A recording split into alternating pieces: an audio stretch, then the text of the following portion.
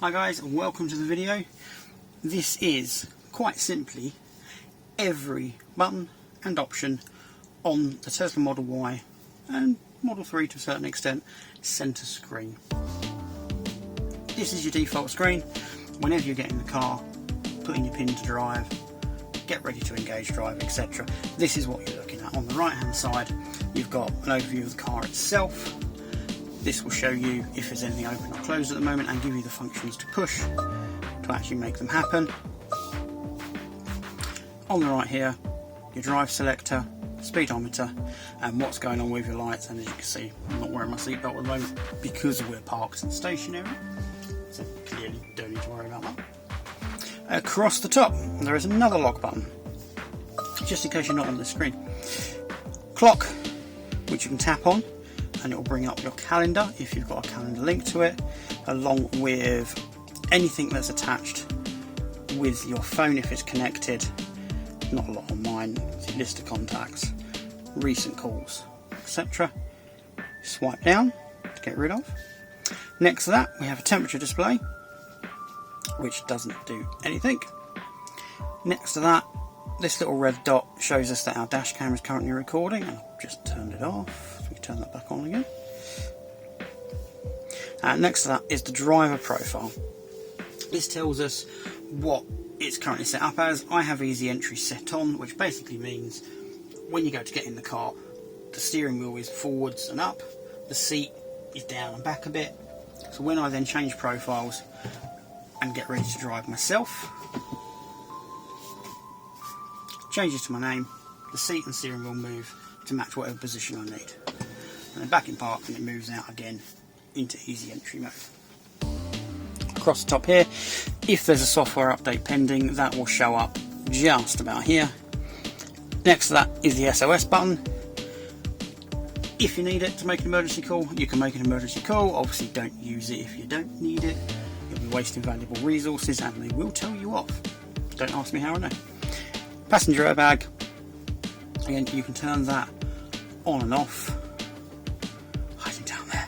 So if you have a rear facing child seat in the front passenger seat, you turn your airbag off. Otherwise you leave it on. It's a no-brainer. And also, if you have passengers that like to put their feet up on the dashboard, remind them that doing so, if they're involved in an accident, will likely break their ankles, their knees, their hips, possibly push their knees back into their chest and kill them by cracking their ribs and crunching their lungs. Thankfully I don't know about that. Coming down the left hand side of the screen next to the map, this button here lets you change your orientation when you're stationary to north is up or vehicle direction is up. Most people use vehicle direction is up. If you don't, you're an absolute weirdo. Next to that, satellite view. If you have premium connectivity, you will have the option to have a satellite view, which looks very pretty, I have to say. Next to that is traffic, on or off. I have mine on. Let's zoom out somewhere where there is going to be traffic. There we go. So you get a visualization of traffic conditions, just like with Google Maps or Apple Maps. It shows you bits of road and what the traffic conditions are like if they're not good. Next to that is a pin. It's saving. Why are you saving? What are you saving? I'd like to know what you're saving. It's basically shows you locations you may have around you, businesses that you have around you. Like you see on Google, if you're browsing, you'll randomly see, a lawn care business in the middle of nowhere that you didn't A, know existed, or B, need to know existed. Same sort of thing. Turn your labels on and off. So from here, Alton Garden Centre randomly comes up, base jump trampoline park, tap the button, they go away, you're left with just a map, just your towns, and all your traffic. It's starting to approach rush hour. We've come out the tail end of the school rush, and it's now approaching rush hour. So this is the A13, and it's already looking mega bad. This one's an important one. The one with the little lightning bolt. Doesn't transport you to Hogwarts, but it will show you where all the nearby superchargers are. You can tap on one to get the information on it. So for example, Chelmsford is actually our nearest, it tells us, which you can see from here, it certainly is. If you tap on that, it will direct us straight to it, and it will also precondition the battery ready for you. Let me cancel that because we don't need you to do that. Also have your favourites. If you've saved anywhere, so for argument's sake, as to Rayleigh, if you visit there a lot and you always like to navigate there, you can hit the little star, pop up like a favourite, just like it would on a web browser, so you can name it, add it to your favourites, and when you're navigating on your favourite list, up it pops. Simple people. Let's get rid of you. Similarly, nice and easy to delete. Charging, again, shows you pretty much everything you could need. It does also show additional things other than Tesla sometimes, so this one will show Ionities, for example. It doesn't really show you a lot of the others. There's some of the rapid charging networks around us. Shell have their own one, BP have their own one, Instavolt, Genie. This only shows Ionity. It's obviously some sort of preference or payment going on there. And again, I'm hungry. What do I want to eat? What's around me? What have we got? Harvester, favourite chicken and ribs, Bentley's Restaurant, King's, Gambaro,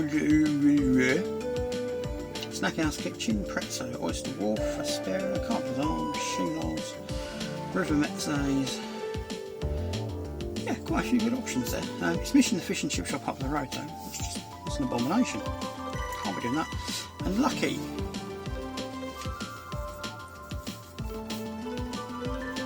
Days out. Show you randomly what's in your area. So if you are somewhere new and you're looking for something fun to do, just hit the Lucky button and it will show you everything around you. And then of course you can just tap on here or on the map, tell it to navigate, and away it goes. 1 hour 11 minutes. Although I can guarantee by the time you get to somewhere near the A12, probably around about Whitton, you're going to run into a lot of traffic because of rush hour. Down the bottom. See how this works? On the map, shows you where you currently are. If you're on a road, it will give you the road name, and that's true whether you're stationary or whether you're moving. Makes no odds. Down the bottom currently shows you what you're listening to, along with basic controls for that. You can pull up from that and it will show you what you're doing. Right now I only have one favourite on here, which is Radio Essex. 150 versus competitors publicly. And of course it's like that. If you tap on stations, it will give you a list of everything on your chosen source. Radio right now we're on DAB, so of course it shows us hundreds and hundreds of DAB stations. Also got choice Bluetooth, Spotify, karaoke and tune-in radio for internet radio. I have turned off Tidal because you need a separate account for that, and I don't have one, so there's no point in having it on my list. It is customizable, which you can do on here. So this gives you your playlist options, shows you what's going on right now. You can search for music, and this will search through all of your preferred online services as well as radio stations. And then next to that is your filters, so all your sound settings, you can set it up how you like it. Balance of where the sound is in the car, whether or not you want to be able to control it from the Tesla app on your mobile phone, which I can do on here. And what you want on your sources list. So as I said, I've turned Tidal off because I don't use it. All the others are on there. Karaoke is on there because I haven't tried it yet. Once I've tried it once, it's probably going to be a bit of a gimmick, and I'll switch it back off again afterwards. Again, swipe down, always gets rid of whatever you're doing. Now, the bottom piece of the screen, the important bit of real estate. Volume control. Tap to mute. You can use the little tiny arrows. I don't know if you can see them on the screen there. Yeah, just about. Little tiny arrows for your volume. Or you can tap and hold.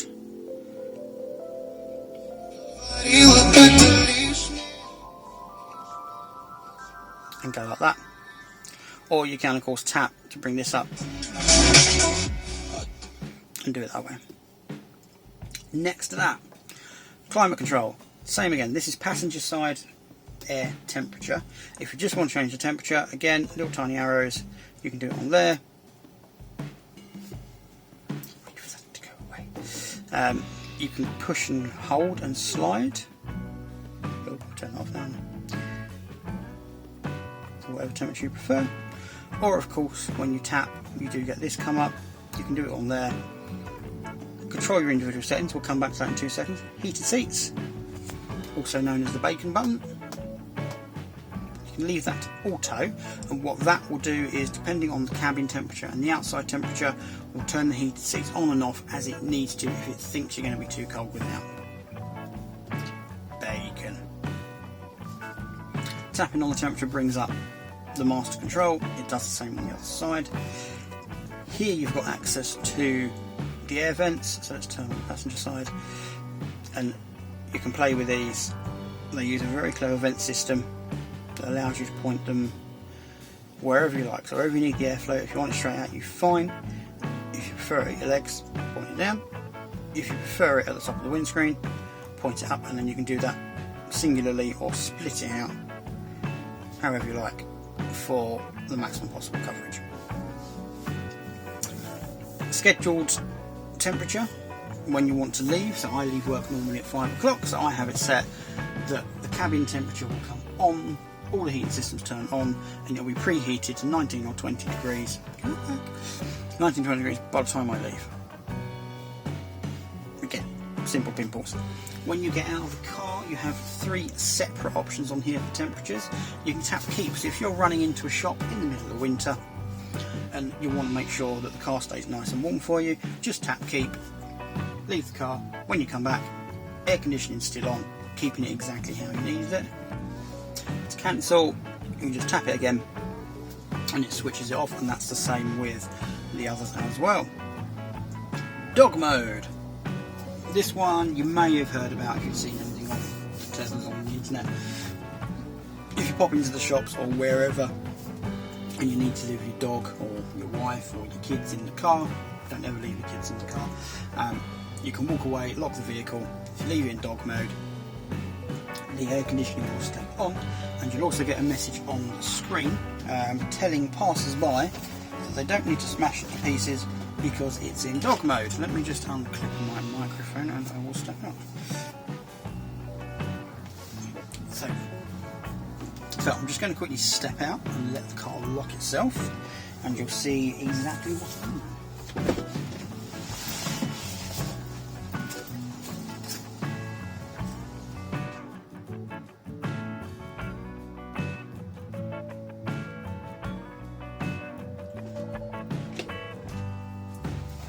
That's your dog mode. Let's turn that back off.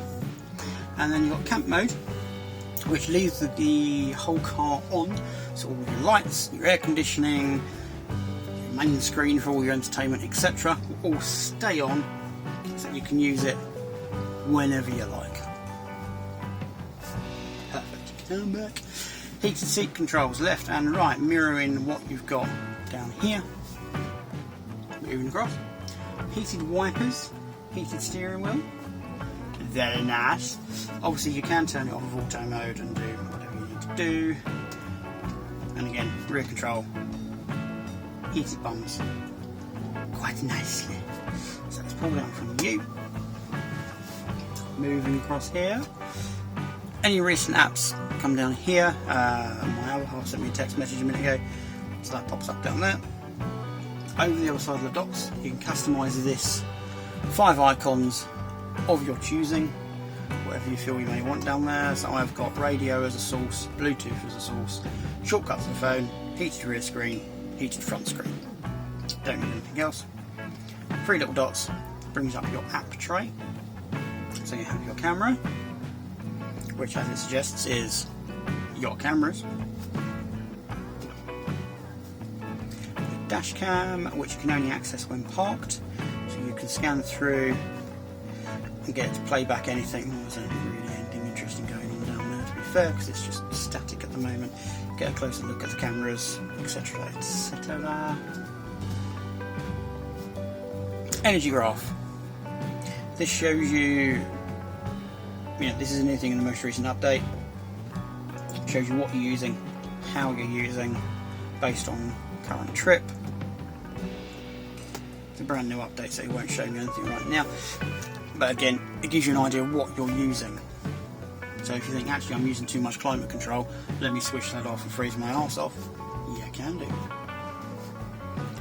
When you're parked, how much energy you're using.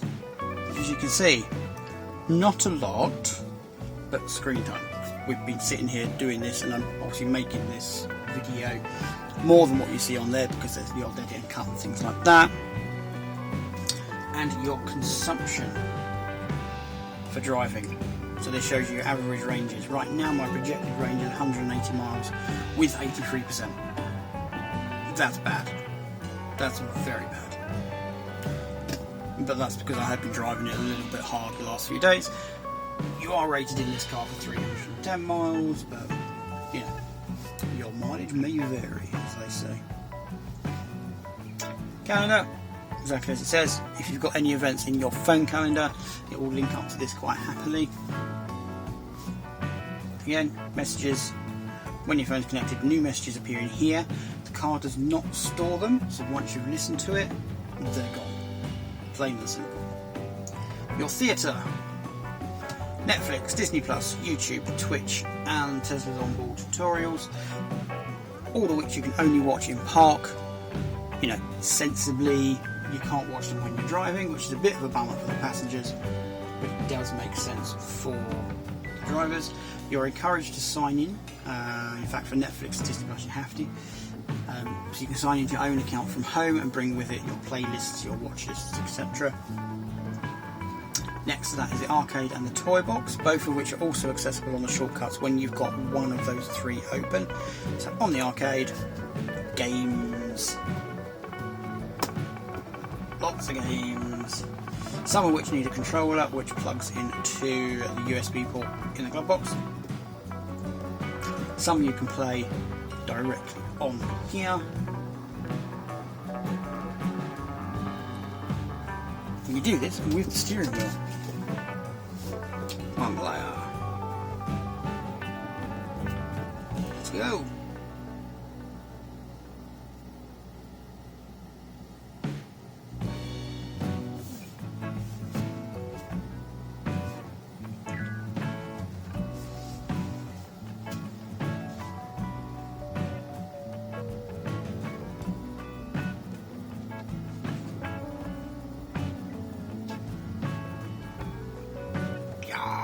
I'm rubbish at games.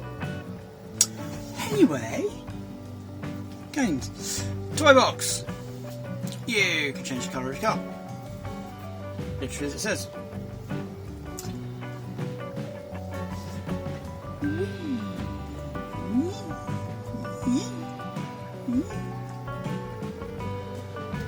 We have white car.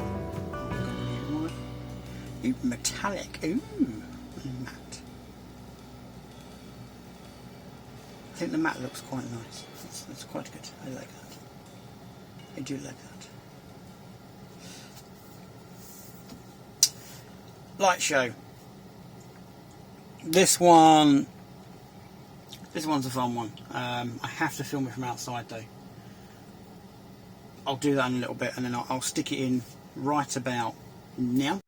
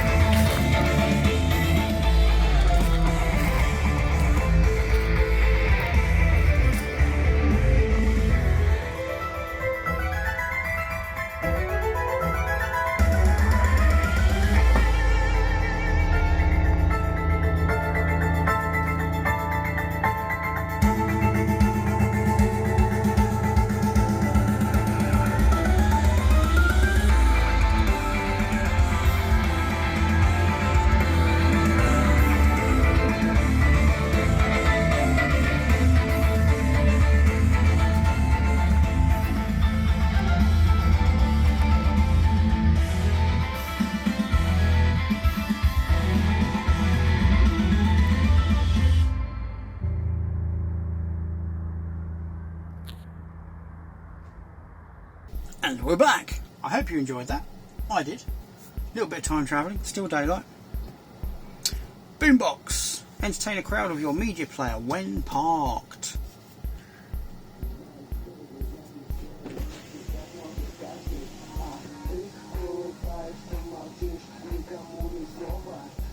Play your radio or whatever you're listening to outside the car. Brilliant for parties. Horn sounds.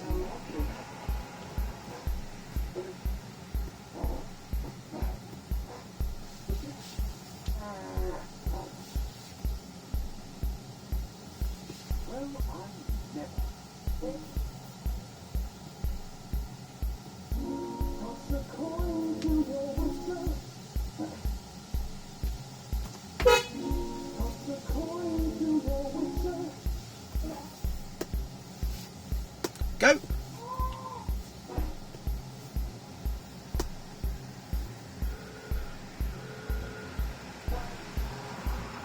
Most of these you probably can't hear on here.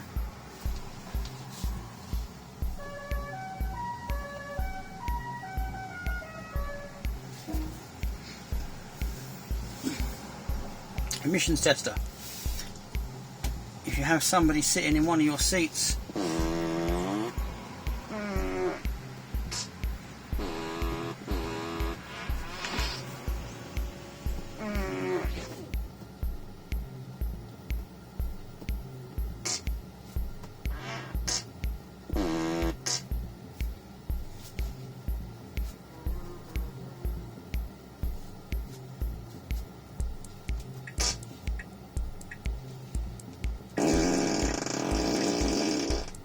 oh, that was a wet one. Fart on demand, of course, you can attach the scroll wheel on the steering wheel.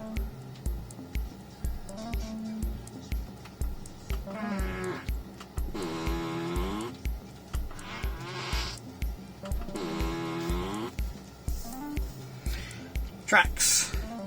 Lay down some tunes in your car. I was never very good at this. But there we are. Cuddling up to your partner in the car, maybe in the back seat, or again, the previously aforementioned camping. Camping. Oh, didn't mean to close up. Sketchpad. Yeah, you can mark in whatever you like, write in whatever you like. It's not a problem. I'm not left-handed.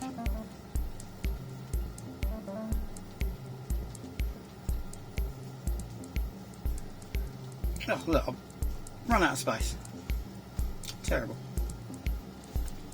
I'm just going to tell people I've got a big nose. Mars. Transform your map to the surface of Mars. Oh yeah. Not that it helps if you can't see the roads or, anything. But here we go. It even tells you you're on Mars. Do you need any more than that? And of course, Santa. You can turn your little car icon into a Santa Claus. Rainbow Road. This one's a bit more difficult to do. You have to be on a dual carriageway, triple carriageway, whatever, motorway, with cruise control engaged. You then need to engage auto steer, which is done by pushing down on the drive stalk twice. And then you actually need to do it 4 times. 4 times! And you get a Rainbow Road. Mario Kart, anybody? I know I like it. Moving them over across the bottom. That's the fun and sensationalist that is that. Moving further across the bottom, again, climate control for everybody's side. You've got your side over here, and then the big car button. This is the one that takes you into everything, and I mean everything. So there's no point me going through into too much detail on this because it's self-explanatory. Menu down the list. Menu down the list. Menu down the left. The bits you need to do with that menu on the right, and you can quite often scroll further down, or in this case, you can't. Lighting control. Always tend to leave it on auto, it's the easiest thing to do. Automatic main beam, obvious. Fold your mirrors in. Unfold your mirrors in. Also lets you set a location. So if you park somewhere tight on a regular basis, say at home or at work, you can set it that your mirrors are always folded in when you're there and when you approach, no matter what. Child lock for the rear, as it says, both left or right.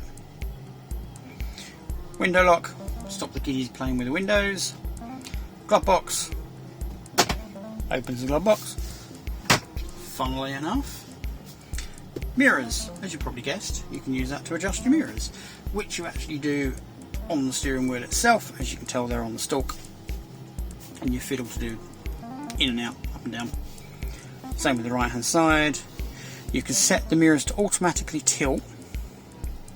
When you go into reverse, the mirrors will tilt downwards, so you can see behind the floor of the car as opposed to just what's behind. Some people like it, some people don't. I personally don't, so I leave it as it is.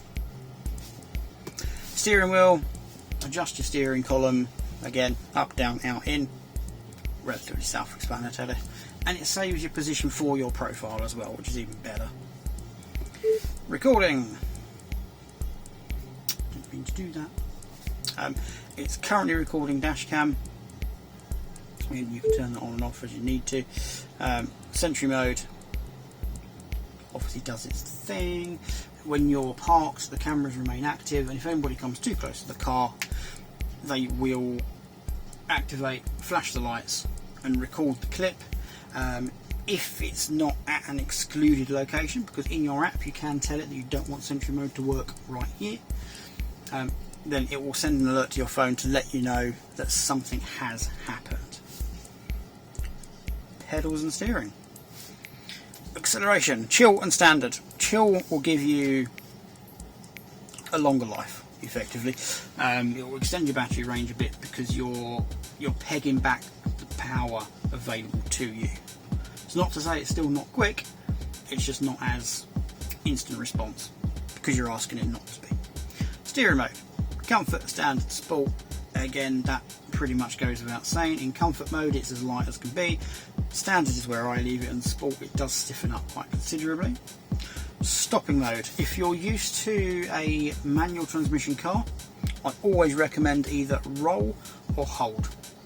Hold will do as it says. When you're stopped, it will hold you in position when you take your foot off the brake. Roll will allow the car to roll freely, forwards or backwards, depending on the angle of the hill, exactly the same as it would in a manual transmission car. And creep makes it behave like a traditional automatic, so if you take your foot off the brake and you're in gear, it's going to start moving forwards. Off-road assist, you can turn that on or off. It effectively turns off your traction control. There we go, adjust traction control, and turns off some of the other safety features that would normally protect you on the road because you may not want them when you're off-road.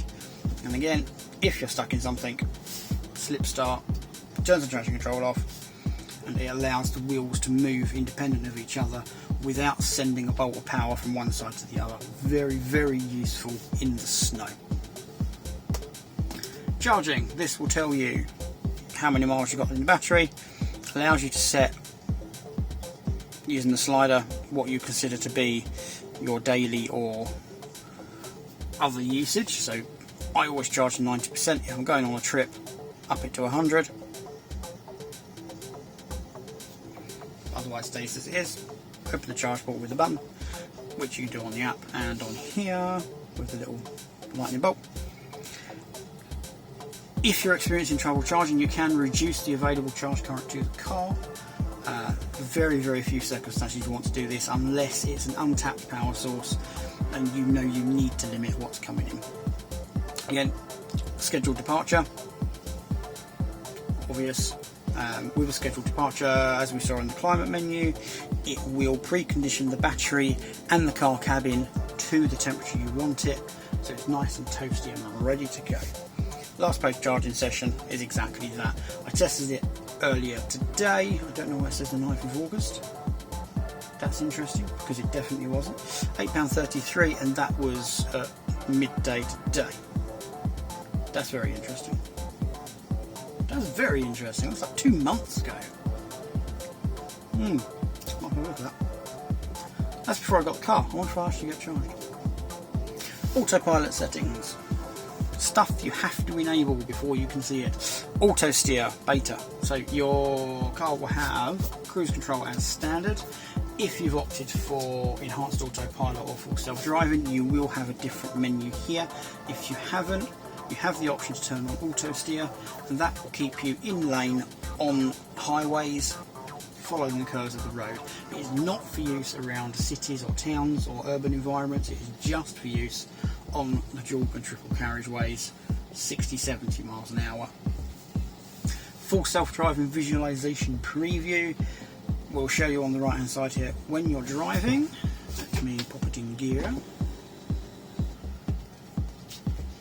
There's nothing to see at the moment, but if there's roads around you, it shows you what's going on around you.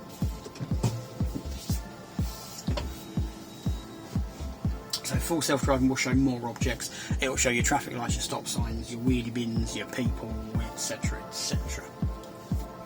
Set speed. When you turn on cruise control, in most cars you turn on cruise control, it keeps the speed at you're doing now. With this, you can tell it you want to be doing the speed limit.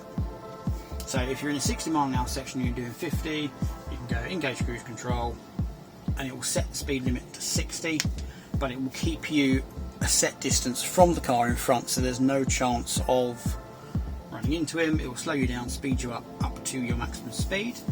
That's where the offset comes in. You can choose to go slightly over if you want to. So in my case, I've just got +2 miles per hour.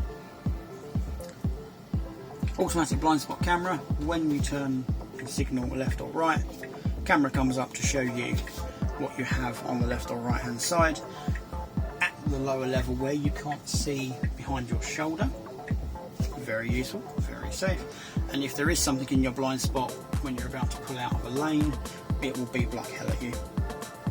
Speed limit warning. If you're going over the speed limit, you can tell it not to worry about it, to put a note on the display. It literally turns the speed limit red, or to beep like crazy at you.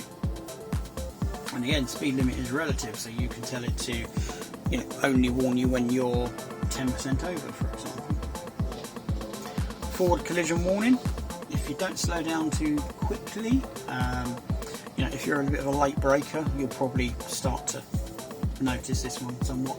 You get too close to the car in front, it will warn you. If it feels there's something coming into your lane and you need to take action on it, it will warn you. Should it become too sharp and too close, the car may take evasive action itself.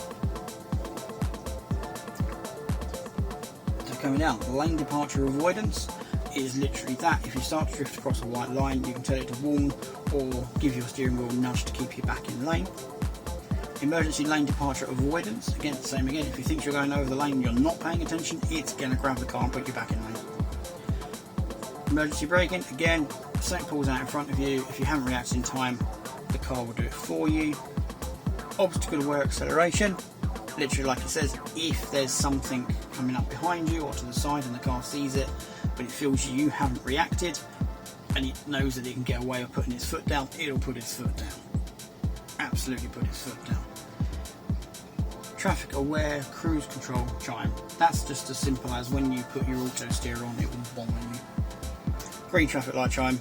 Again, it knows where the traffic lights are. When they change from red to green, if you haven't already pulled away, it'll give you a bomb. Locks. This shows you all your current active keys. In this case, I have my phone and we have 2 key cards. That's it. You can add, you can delete, you can amend permissions on here and that sort of thing. Give it a different name. Child locks, left and right. Again, we covered that elsewhere under controls. Same with the window locks. However, these bits we didn't. Walk away door lock. So if you leave the car and you're using your phone as a key, as you walk away, the car will lock itself. Simple as that. And you can tell it to exclude it when you're at home. Driver door unlock mode. Again, it's a safety thing. In some places, in some countries, you may prefer it that when you unlock the car, it's only your door as the driver that opens. And if you need the others open, you can do that from the central display after you've got in. Yeah, there are certain places on this planet, unfortunately, where carjacking is quite rife, and something people do try quite often is sneaking into the other side of a vehicle as someone gets in and, you know, mugging and strangling and all that sort of stuff. Unlock and park. Again, you put it in park, the vehicle will unlock. You get notifications to your phone. This is in the latest update. If you leave anything unlocked or open when you leave the vehicle, if you haven't got your phone with you, for example, it will tell you if you have forgotten to do something. Windows are important, locks are important. You can do them all on the app. Again, close windows on lock. So if you left windows open, you walk away, the car locks, the windows will close automatically, and you'll get a slight from the horn. Lights, again, auto headlights, we've already looked at those. Front fog, rear fog. Normally they're on the steering wheel, but this being a Tesla, of course they're in the middle. Your dome lights are your little diddly lights up above you. Ambient lights are your light sources spread around. Auto high beam, we've already covered that. Headlights after exit, so that's what we call follow me home headlights. You may want those if you have a driveway and you're pointing at your door of a night time. I personally don't, because I live upstairs but park right outside the downstairs apartment, and what I don't want is my light staying on for 30 seconds blaring into their hallway in the middle of the night. Steering wheel lights. On the steering wheel there are little arrows either side of the scroll wheel, and they can be lit up. Display. This goes on, doesn't it, folks? Appearance. Light, dark or auto. During the day, if you leave it on auto, during the day it looks like this. Over night time it looks like this. Simple as that. Or you can force it to stick with one or the other. Screen clean mode. Look at all those fingerprints! Where's my cloth? Dear me, you don't realise how bad it gets until you see something like this. God dear. Just a cloth. Always just a cloth. Nothing wet. Nothing wet at all. Don't use fluffy cloths because they're full of static and you can damage the screen. There we go. Hold to exit. I'm actually going to do that with my cloth. There we go. I have a nice clean screen for 2 seconds. And then of course your languages. Touchscreen language, voice recognition language, voice navigation, where you are, etc. Clock, how you want your energy up here, whether you want distance or percentage. Kilometres or miles, you know, you rarely use that unless you're changing countries and need to. Same with temperatures, same with your tyre pressure. Trips, this is an energy log, so it will show you your trips, how long you've been, how much energy you've used on average. And this rather high looking number is where I unplugged and pulled over into my car park here. And that's it. Odometer shows you how many miles you've done in total since you had the car, well, since the car's new, more to the point. Reset current trip, reset trip A, trip B. Same as you'd find on the central dashboard on other cars. Navigation, if you want the volume up or not. Automatic navigation, when you get in the car, it will automatically route you to home or to work, depending on where you are. If you're at home, you get in the car, it will try to take you to work. If you're at work, it will try to take you home. Or if you have a calendar event programmed in with a location and it knows you're going there, it will automatically put it in, and then you can hit stop if you need to, or change, etc. If you're doing a long journey and you don't have enough battery power, you can tell it to automatically add in your supercharger stops. Online routing, this connects up to the internet using its connectivity, and it will look at the traffic and it will offer you an alternative route, and you can tell it how much time to save. So by default I think it's about 15 minutes, something like that. It's assuming you're doing longer trips. I do quite a lot of short hops around here, so I have it that it's going to save me 5 minutes, because you know, when I'm going home I really want to get home and get my evening cup of tea and my dinner. And of course you can tell it to avoid ferries and tolls like you can with Google Maps. And you can tell I've been talking for a while because my voice is starting to go. Sentry mode. This is what we were talking about. The cameras are on and active when you're not in the car. This does drain the battery. Only a little bit, but it does drain the battery, so you have to be aware of that. I do have it told that exclude work. I have cameras at work. I don't need the car to be recording as well. It's in full view. And you can view the current live camera in the mobile application. Again, dash cam is automatic, so this will automatically be saving to a USB stick and then looping over on itself when it runs out of space. If you hit the horn, it will automatically save that footage over about 10 minutes, so you've got the ability to access and see what happened then and just before. Delete clips, format. Allow mobile access if you're, if you have a mobile phone. I always recommend you use your mobile to link up to it, but that should be done in conjunction with pin to drive. Because if somebody steals your phone, they do not need to turn your phone screen on or unlock your phone to gain access to the car. So if you use your mobile phone, and you should, because it's simple, you just walk up to the car, pull the handle and away you go. You should always have pin to drive turned on, because then nobody can go anywhere if they've got your phone.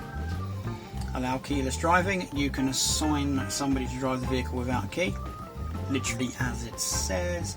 So you can unlock the car for them and verify your identity by tapping the key on your phone, and then they can drive. Glove box pin, if you want to secure something in your glove box, particularly in America where they tend to carry guns and things like that in the glove box, you can set up a separate pin number to protect it.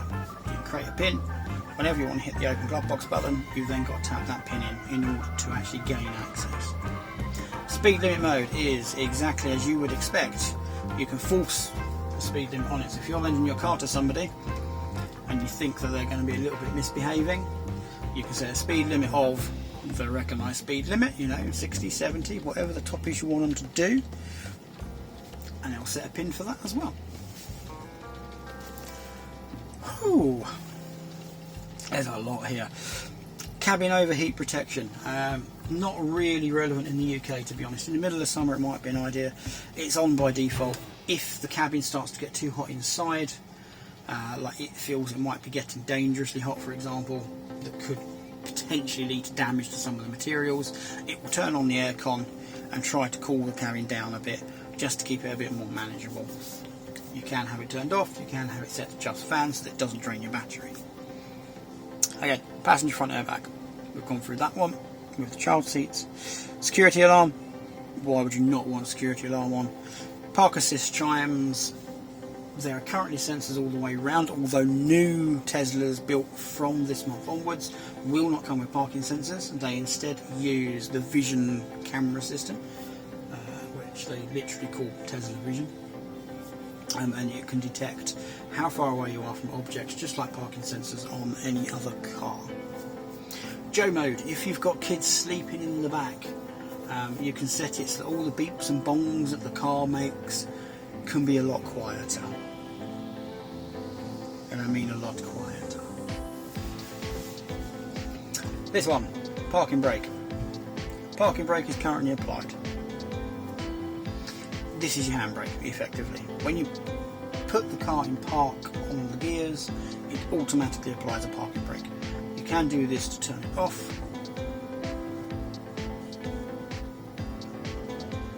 or put it on, whichever way you prefer.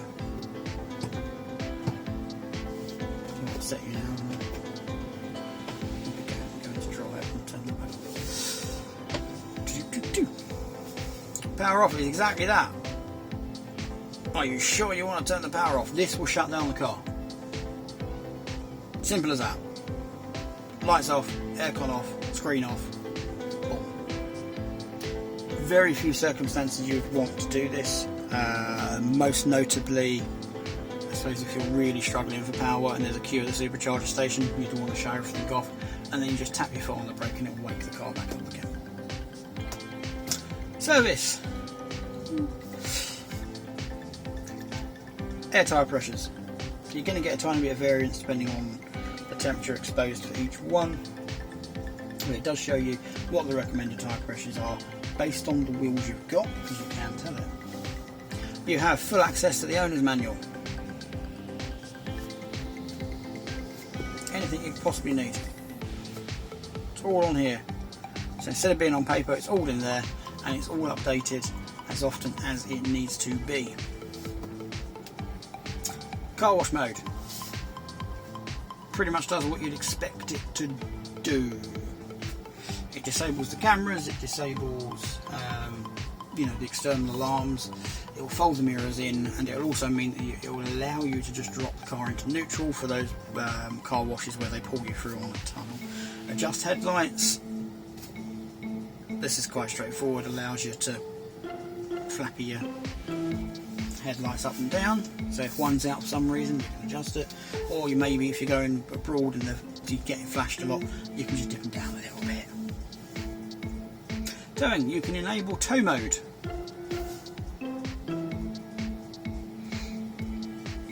So the transport mode allows you effectively to winch the vehicle on the back of a truck without the car complaining. It sticks it all in neutral and lets you load, but that will never happen. You'll never have a problem. It'll be amazing. Wheel configuration. You can tell the car what wheels you have. And it even shows you a little picture, just in case you're not too sure. We have the Gemini's. Notifications. Whatever you may have done. Literally, it's alerts. Like you get on your phone. Camera calibration. I'm not going to go into this, but if you're finding that your onboard pilot cameras aren't picking things up properly, your preview on here, isn't seeing things where they're supposed to be, you can do a whole new calibration. But it does take up to, very rarely that long, but up to 100 miles of highway driving to do it correctly. Seat, steering and mirrors. This makes sure that the car understands the full range of movement on the seat, the steering wheel and the wing mirrors. If they're working fine, don't need to touch it. Do not need to touch it at all. Clear browser data, again this is a privacy thing and factory reset. You can turn everything back to the clock, so there you've got the car before you start customising settings and that sort of stuff. Wiper service mode, the wipers are slightly below the bonnet, so you tap that, they pop up on the screen a bit, enabling you to actually fold the stalks out and change them. Software, we're nearly there! This shows you your vehicle. We have a Model Y long range dual motor. We have the name of it. If you haven't named it, it prompts you to name it. Your odometer, your VIN number, what computer you have on board. This is not what you have purchased, this is what's in the car. So it's got a full self-driving computer on board. I haven't subscribed to it, so it has the basic autopilot package. That's it. The simple cruise control. With lane follow, vehicle distancing, etc.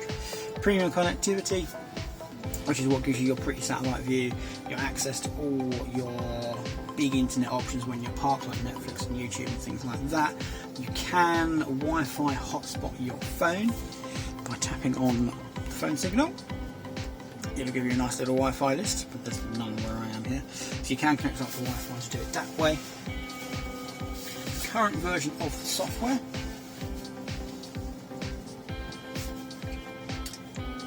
Release notes for the current version of the software when it wants to load. It always shows you whenever it does an update what it's done, not necessarily why it's done it, but what it's done and any other improvements that may have been made. What map version you're using, letting us know the car's currently up to date. Software update preferences. Standard is finalised finished features will be uploaded for you. Advanced is the latest stuff, so stuff that might still be in the test phase, you can opt to have that available to you as well. And of course privacy notices and your data sharing options. That's a personal preference about what information you do and don't let Tesla see. Upgrades. Can't do it on the car. This is a lease car, so I have no access to this at all. On here though, you would get typically things like your acceleration boost option, upgrading from autopilot to enhanced autopilot and full self-driving. That sort of thing can all be done on this screen or on your mobile app. That's it. That's the car. That's a hell of a lot of content. I mean a lot of content. Whew. I need a cup of tea now. I'm also going to take the car back over to in front of my house. Office. You can tell it's the end of the day, can't you? It's complaining at me because I haven't got my seatbelt on.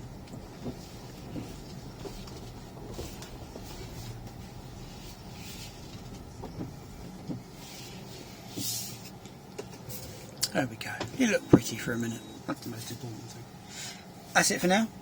Thanks for watching. Any questions, stick them in the comments. Apologies for my voice getting hoarser and hoarser and hoarser as we go along. Not really too much I can do about that. And stay tuned for the next video.